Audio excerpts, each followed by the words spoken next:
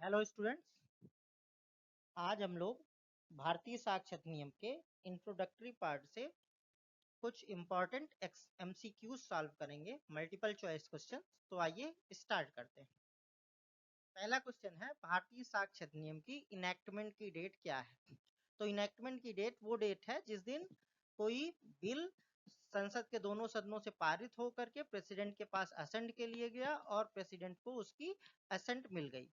तो option A है 24 दिसंबर 2023, option B 21 दिसंबर 2023, option C 25 दिसंबर 2023, option D 26 दिसंबर 2023।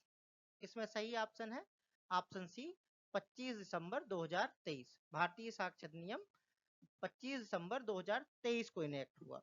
तो जो तीनों न्यू क्रिमिनल लॉज आए, भारतीय साक्ष्य अधिनियम, बीएसए, बीएनएस भारतीय न्याय संहिता और भारतीय नागरिक सुरक्षा संहिता बीएनएसएस, इन तीनों की इनेक्टमेंट डेट है 25 दिसंबर 2023। नेक्स्ट क्वेश्चन है कि भारतीय साक्ष्य अधिनियम की इन्फोर्समेंट की डेट क्या है, प्रवर्तन की तिथि क्या है या किस दिन ये लागू हुआ? तो ऑप्शन ए 1 जुलाई 2024, ऑप्शन बी 13 जुलाई 2024, ऑप्शन सी 20 जुलाई 2024, ऑप्शन डी 8 जुलाई 2024। सही ऑप्शन है ऑप्शन ए 1 जुलाई 2024। ये जो तीनों न्यू क्रिमिनल लॉज हैं, बीएसए, बीएनएस और बीएनएसएस, इन तीनों की ही इन्फोर्समेंट डेट है 1 जुलाई 2024। थर्ड क्वेश्चन है कि भारतीय साक्ष्य अधिनियम की प्रियम्बल के अकॉर्डिंग इसका पर्पस क्या है? To provide, define and amend the law of evidence, option B to provide, consolidate the law of evidence, option C to define and amend the law of evidence, option D to consolidate and to provide for general rules and principles of evidence for fair trial। सही है option है option D, to consolidate and to provide for general rules and principles of evidence for fair trial.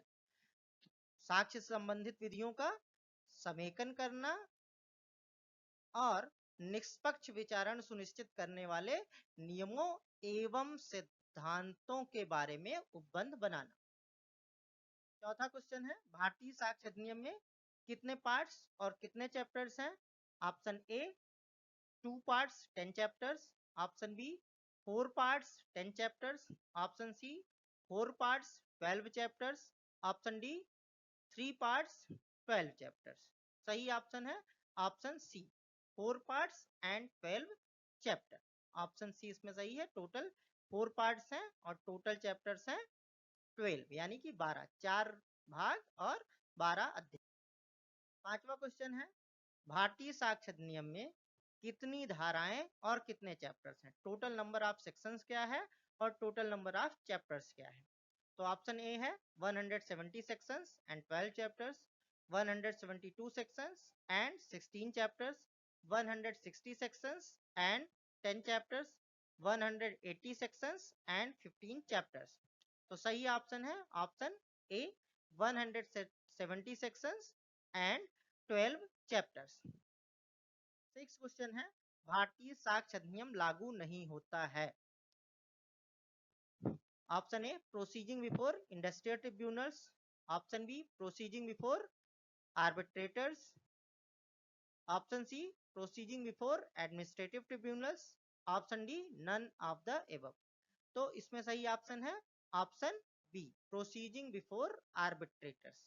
Arbitrators के सामने जो कार्यवाहियां होती हैं उस पर भारतीय साक्ष्य नियम नहीं लागू होता है, और जो एफिडेविट्स दिए जाते हैं उन पे भारतीय साक्ष्य नियम लागू नहीं होता है। इसके अलावा सभी जुडिशियल प्रोसीजिंग पर भारतीय साक्ष्य नियम लागू होता है। नेक्स्ट क्वेश्चन है, भारतीय साक्ष्य अधिनियम लागू नहीं होता है। Option A proceeding before arbitrators, option B option two affidavit submitted by the deponent of his own, option C statements made by child, option 4 statement of a person whose past is criminal. इसमें जो codes दिए गए हैं वहां पे select करना है। तो अभी हमने डिस्कस किया था कि भारतीय साक्ष्य अधिनियम जो आर्बिट्रेटर्स के सामने प्रोसीडिंग्स होती हैं उन पे लागू नहीं होता है और एफिडेविट्स पे लागू नहीं होता है। तो इस हिसाब से सही है ऑप्शन सी।